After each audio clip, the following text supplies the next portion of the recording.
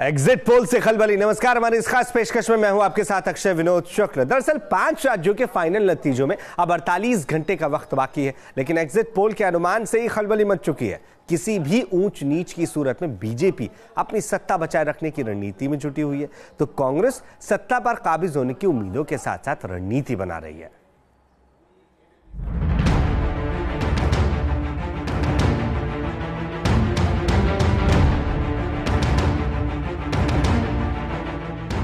Exit poll के क्या संकेत हैं? 2018 के सेमीफाइनल से क्या बदलेगी सियासी तस्वीर?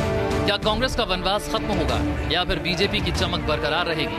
11 तारीख को इसका फैसला आ जाएगा, लेकिन उससे पहले नेता टेंशन में हैं। जीत की दुआ के लिए भगवान के दरबार में हाजिरी लगाई जा रही है। भोपाल में सियासी हलचल तेज है, अभी से मीटिंग का दौर चालू है। एग्जिट पोल का अनुमान पक्ष में हो या विपक्ष, नेता अपने तरीके से बयान दे रहे हैं। आप नोट कर लीजिए, भारतीय जनता पार्टी भारी बहुमत से सरकार बना रही है। हमने सारे आकलन कर लिए, जमीन का फीडबैक लिया है। न्यूज नेशन के एग्जिट पोल के मुताबिक एमपी में बीजेपी कांग्रेस के बीच कांटे की टक्कर है। वहीं छत्तीसगढ़ और राजस्थान में बीजेपी की हालत खराब होने का अनुमान है, लेकिन बीजेपी के नेता इसे सिरे से खारिज कर रहे हैं। एग्जिट पोल का सवाल है, ठीक है, इसका रिस्पेक्ट मान सम्मान करते हैं, लेकिन हमारे अपने ओपिनियन है, हमारा फीडबैक मैकेनिज्म है, और उस फीडबैक मैकेनिज्म के हिसाब से मुझे लगता है कि हम तीनों जगह, चाहे छत्तीसगढ़ हो, चाहे मध्य प्रदेश हो या राजस्थान, हमारी जीत बिल्कुल पक्की है। एग्जिट पोल के अनुमान का असर भोपाल की सड़क पर भी नजर आ रहा है। जब से एमपी में वोटिंग हुई है, स्ट्रांग रूम के बाहर कांग्रेस कार्यकर्ता ईवीएम की सुरक्षा में तैनात थे, लेकिन जब से एग्जिट पोल के अनुमान में कांग्रेस को बढ़त दिखाई दी है, पार्टी कार्यकर्ता लगता है आत्मविश्वास से भर गए हैं। अब लगता है उन्हें ईवीएम की सुरक्षा की चिंता सता नहीं रही। ईवीएम सेंटर्स के बाहर सन्नाटा पसरा है।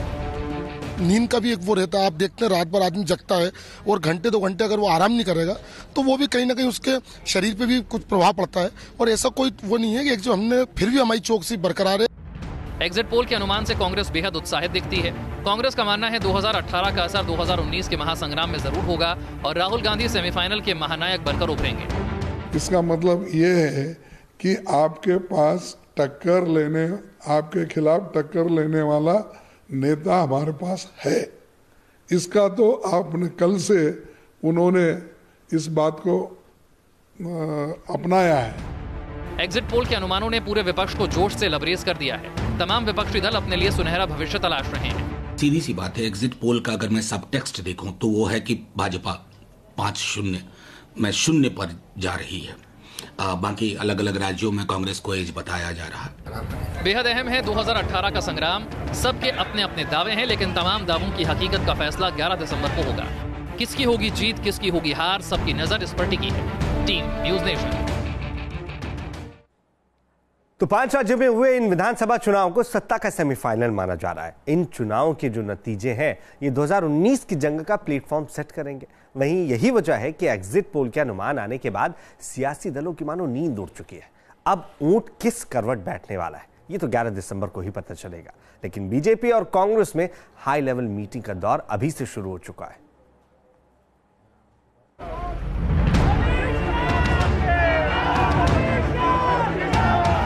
एग्जिट पोल ने गरमाई सियासत, नतीजों से पहले खलबली।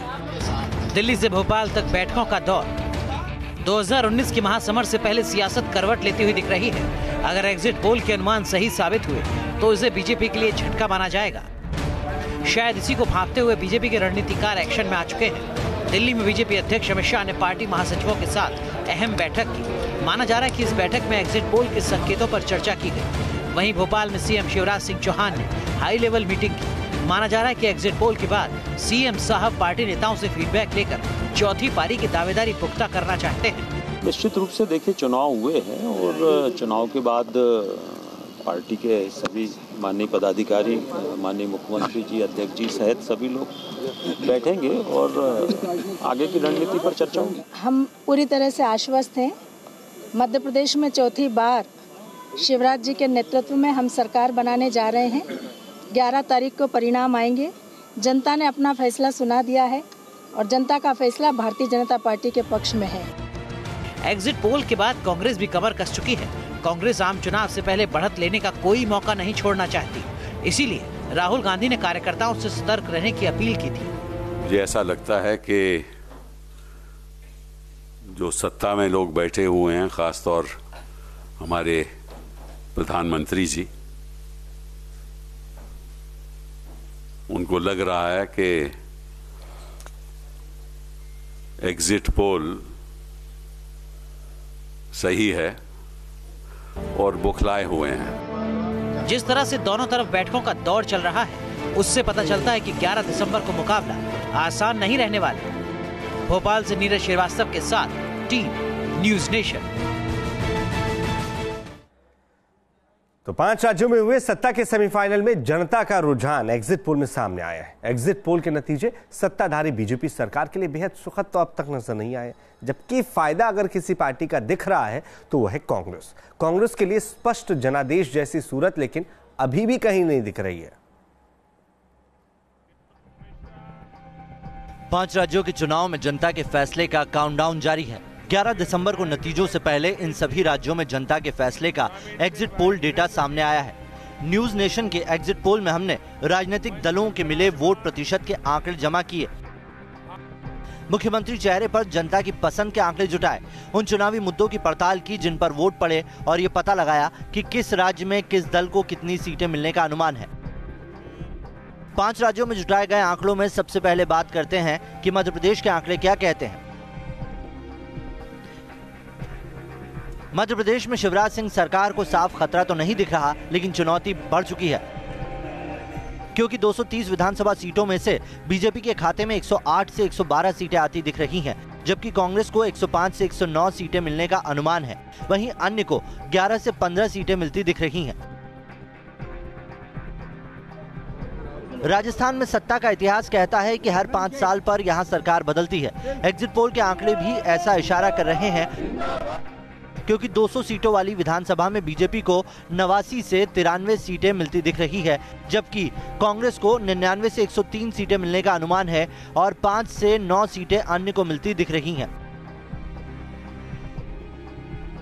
छत्तीसगढ़ में 15 साल से सत्ता पर काबिज बीजेपी के लिए इस बार बड़ी चुनौती दिख रही है, क्योंकि एग्जिट पोल के आंकड़ों के मुताबिक 90 सीटों वाली विधानसभा में बीजेपी को सिर्फ 38 से 42 सीटें मिलती दिख रही हैं, जबकि कांग्रेस को 40 से 44 सीट, जेसीसी को 4 से 8 सीट और अन्य को 4 सीटें मिलती दिख रही हैं। तेलंगाना में हुए एग्जिट पोल के आंकड़ों के मुताबिक चंद्रशेखर राव की सरकार को खतरा नहीं दिख रहा है, क्योंकि 119 सीटों वाली विधानसभा में टीआरएस को 53 से 57 सीटें मिलती दिख रही है, जबकि कांग्रेस को 51 से 55 सीटें, बीजेपी को 1 से 5 सीट, एमआईएम को 3 से 7 सीट और अन्य को 1 से 5 सीट मिलती दिख रही है।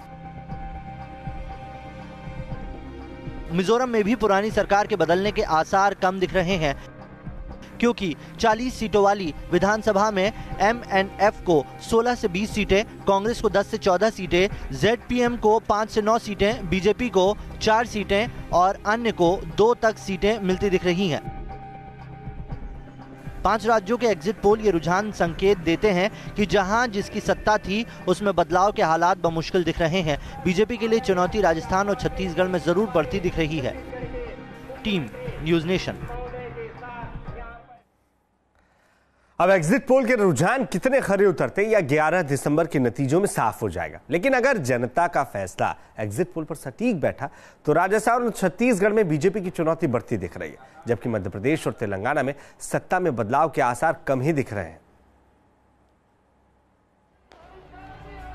5 राज्यों की जनता ने बीजेपी और कांग्रेस में से किसकी नीति को पसंद किया है, इस पर मुहर 11 दिसंबर को लगेगी, लेकिन इससे पहले आए तमाम एग्जिट पोल तरह तरह के रुझान पेश कर रहे हैं। बीजेपी और कांग्रेस के बीच इस बार के विधानसभा चुनाव में हुई जंग के न्यूज नेशन एग्जिट पोल की माने तो 5 बड़ी बातें निकलकर सामने आती हैं।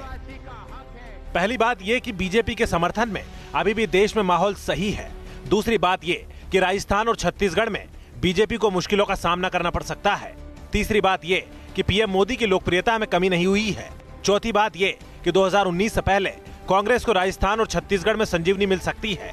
और 5वीं बात है कि 2019 का महासमर बीजेपी के लिए उतना आसान नहीं रहने वाला।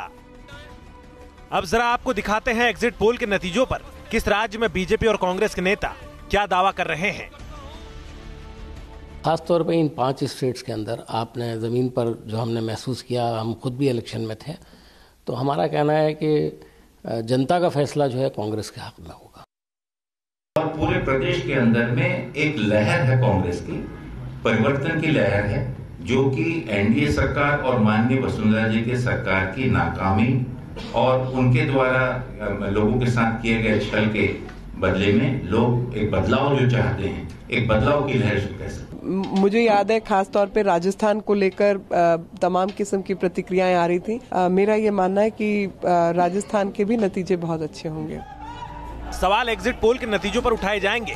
सत्ता में बैठी पार्टी और सत्ता के लिए लड़ रही पार्टी अपने अपने दावे करेंगे, लेकिन एग्जिट पोल से एक बात साफ है कि 5 साल में हालात कुछ हद तक जरूर बदल गए हैं, जो बीजेपी के लिए आसान राह पेश नहीं करते।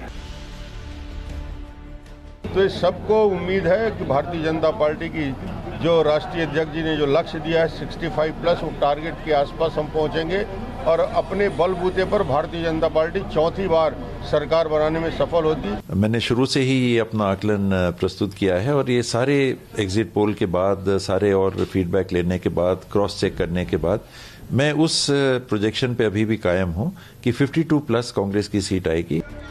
खासकर इन 5 राज्यों में राजनीतिक दलों ने जिन मुद्दों पर चुनाव लड़ा और जनता ने जिन मुद्दों पर वोट डाला, उनमें बेरोजगारी और किसान जैसे मुद्दे ऐसे हैं जिन पर बीजेपी को चुनौतियों का सामना करना पड़ सकता है।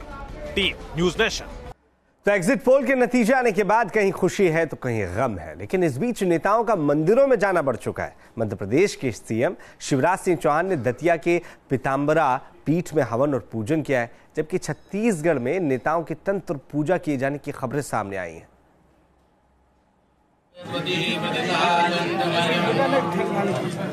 नतीजों से पहले दुआओं का दौर, शमशान में तंत्र पूजा, कुर्सी के लिए मन्नतों का सहारा। 5 राज्यों की विधानसभाओं के लिए लोगों का फैसला ईवीएम में सील हो चुका है। सत्ता के सेमीफाइनल में कयासों और दावों का सिलसिला जोर पकड़ रहा है। वोटिंग के बाद हुए एग्जिट पोल के बाद सियासी पारा बढ़ चुका है। नतीजों से पहले अपनी अपनी जीत के दावे किए जा रहे हैं, लेकिन इस बीच सियासतदान जीत के आशीर्वाद के लिए मंदिरों की चौखट पर हाजिरी लगा रहे हैं। कहीं तंत्र पूजा की जा रही है तो कहीं महादेव को अभिषेक कर प्रसन्न किया जा रहा है।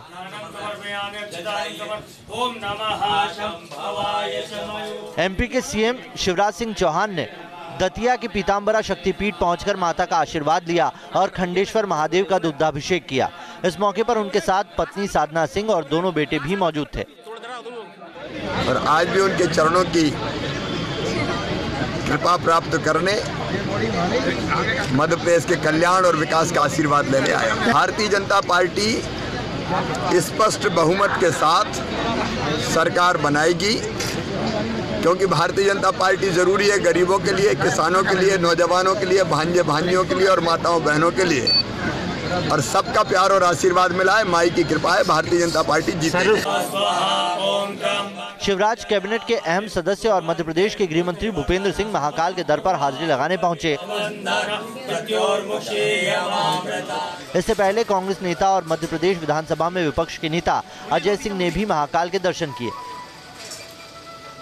आदिवासी बहुल छत्तीसगढ़ में तंत्र पूजा की भी तस्वीरें सामने आ रही है। यहाँ के महादेव घाट में खारून नदी के किनारे अमावस की रात में काली पूजा किए जाने की बात सामने आ रही है। शमशान घाट में हुई काली पूजा में बीजेपी नेता और कृषि मंत्री बृजमोहन अग्रवाल शामिल हुए। तंत्र पूजा में कांग्रेस नेता भी पीछे नहीं है। पीडब्ल्यूडी मंत्री राजेश मूणत के खिलाफ ताल ठोक रहे कांग्रेस के विकास उपाध्याय ने भी बाकायदा काली पूजा कर जीत का आशीर्वाद मांगा। मैंने माँ काली से दुआ मांगी है कि छत्तीसगढ़ में खुशहाली हो, छत्तीसगढ़ का भला हो और जो भी आने वाले भविष्य में हो छत्तीसगढ़ के हित में हो। भाजपा सरकार के लिए भाजपा सरकार माँ काली बनवाएगी। हर साल की तरह इस बार भी मैं यहाँ पर उस हवन पूजन में हिस्सा लेने आया हूँ। मैं भी माता रानी के चरणों में अपना अभिनंदन करने आया हूँ और भगवान ही जानता है परिणाम जो लोग मेहनत किए उनके पक्ष में आएगा या जो लोग इस प्रदेश का पैसा करप्शन और भ्रष्टाचार में खाएं उनके पक्ष में आएगा। चुनाव के दौरान नेताओं का मंदिरों में जाना कोई नई बात नहीं है, लेकिन नेताओं की तंत्र पूजा ये भी बता रही है कि हार के अंदेशे से नेता सहमे हुए हैं। अब देखना है कि 11 दिसंबर को किसे जीत का आशीर्वाद मिलता है और किसके हाथ लगती है मायूसी।